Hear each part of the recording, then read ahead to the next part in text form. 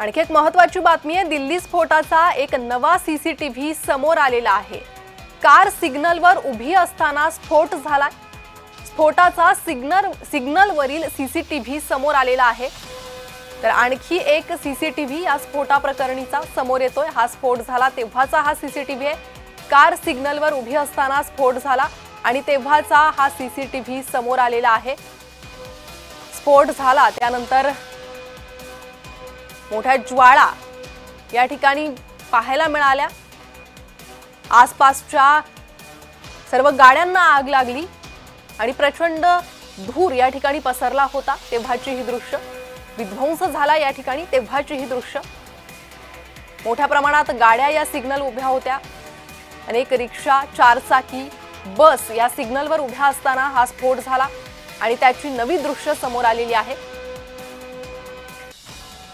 तर डाव्या बाजूला आपण चांदणी चौक व्यापारी संघटना या ठिकाणचा व्हिडिओ पाहतोय।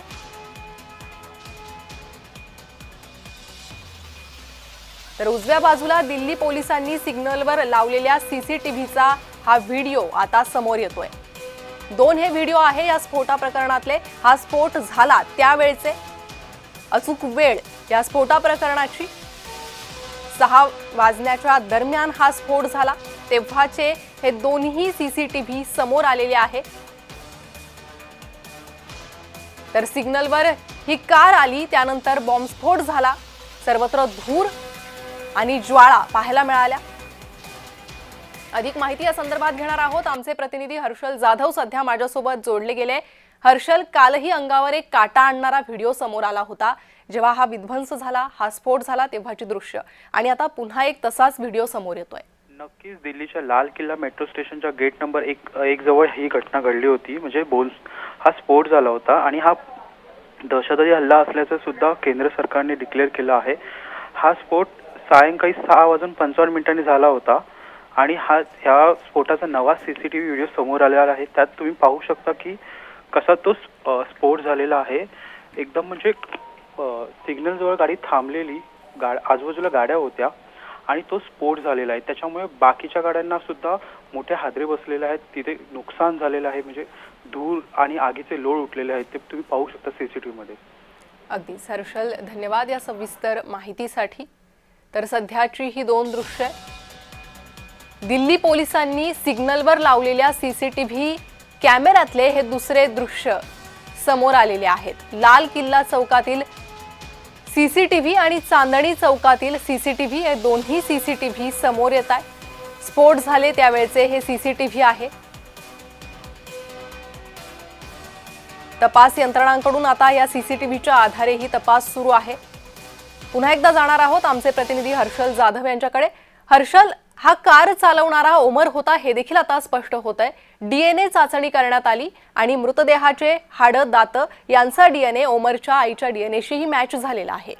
नक्कीच तो कार चालक ओमर होता हे डीएनए चाचणीत डिक्लेअर झालेला आहे।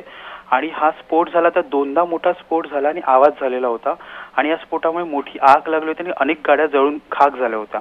त्याच्यात 11 जणांचा मृत्यू झाल्याची माहिती मिळालेली आहे असं। आणि ह्या जे जखमी होते त्यांना सुद्धा पंतप्रधान मोदींनी हॉस्पिटलमध्ये जाऊन भेट घेतलेली आहे, त्यांची विचारपूस केलेली आहे।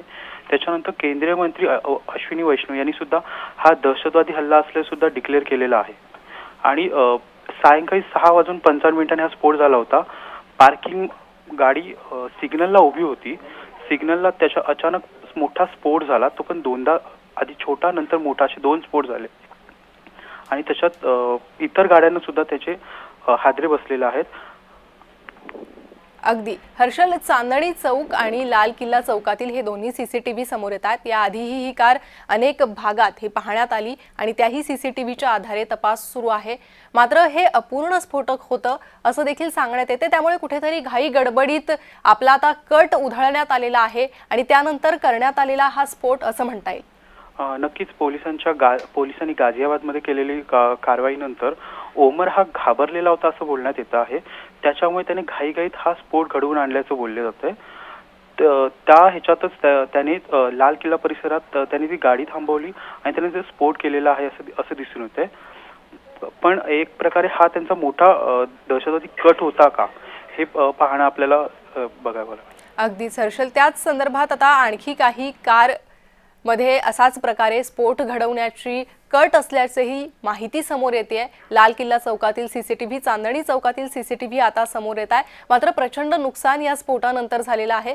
महत्त्वाचं म्हणजे जीवितहानी झालेली आहे, अनेक नागरिक जखमी झालेले आहे. त्यामुळे आता दिल्लीत भीतीचं वातावरण आहे. नागरिक रस्त्यावर निघायला किंवा सार्वजनिक ठिकाणी फिरण्यासाठी आता घाबरायला लागलेले आहेत. नक्कीच दहशतवादी हल्ला अजून टळलेला नाहीये असं सरकारकडून सांगण्यात येते, कारण की 2 दहशतवादी दिल्लीत लपून बसल्याचा संशय व्यक्त केलेला आहे आणि तपास यंत्रणा हा कामाला लागलेल्या आहेत आणि त्या अतिरेक्यांची शोध मोहीम सुरू आहे.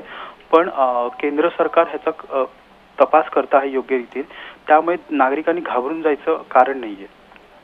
जी हर्षल, आतापर्यंत या प्रकरणात किती संशयितांना ताब्यात घेतलेलं आहे, अशी काही माहिती समोर येऊ शकली आहे का? नक्कीच ह्याच्यात आतापर्यंत अनेक संशयितांची चौकशी केलेली आहे. त्याच्यात ओमर सोबत जे होते त्यांची सुद्धा चौकशी करण्यात आलेली आहे. दिल्ली स्फोटात आणखी एका जणांना ताब्यात घेतला आहे. कार्डिओलॉजिस्ट विद्यार्थी असलेल्या डॉक्टर मोहम्मद आरिफला ताब्यात घेतलेला आहे. ANI आणि ATSनी संयुक्त कारवाई केलेली आहे. तसेच ओमर I-20 गाडी चालवणारा हा डॉक्टर ओमर असल्याचं स्पष्ट झालेलं आहे, कारण DNA अहवालात DNA अहवाल आलेला आहे अशी माहिती मिळालेली आहे. कारमधील हाडे आणि दातांचे नमुने ओमरच्या आईच्या DNAशी जुळले असल्याचं समोर आलेलं आहे. जी हर्षल, धन्यवाद या सविस्तर माहितीसाठी.